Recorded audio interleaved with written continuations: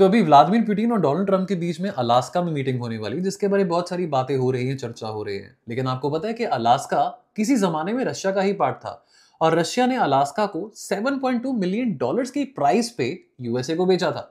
Until the mid 18th century इस एरिया का इस्तेमाल किया जा रहा था by the Russian fur traders, और इतनी ज्यादा स्ट्रेटेजिक वैल्यू रशिया के लिए अलास्का में पहले नहीं थी। And by the mid 19th century Alaska को संभालना रशिया के लिए एक बहुत बड़ी फाइनेंशियल लायबिलिटी बन गई थी। Specifically Russia had lost the Crimean Wars and also British navy का जो एक्सपेंशन हो रहा था उससे भी रशिया को डर था कि अलास्का कभी ना कभी उनके हाथों से निकल ही जाएगा। तो अंत में आके रशिया को देना ही पड़ा अलास्का अमेरिका को at a price of 7.2 million dollars. लेकिन जब अमेरिका ने ये लिया तब बहुत सारे लोगों ने क्रिटिसाइज किया अमेरिका के इस डिसीजन को कि इतना बड़ा फ्रोजन डेजर्ट लेके आप क्या ही करोगे।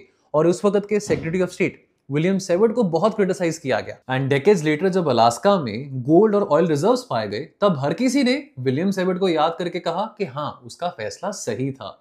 और इसी करके इस डिसीजन को सेवर्ट फॉली भी कहते हैं। पहले क्रिटिसाइज किया, बाद में कहा कि नहीं, वो फैसला बहुत स्ट्रेटेजिक था। 4 kilometre long Bering strait separate करता है रशिया को अलास्का के साथ, और व्लादिमीर पुतिन का अलास्का जाना also symbolizes the geographical and historical importance Alaska had for Russia.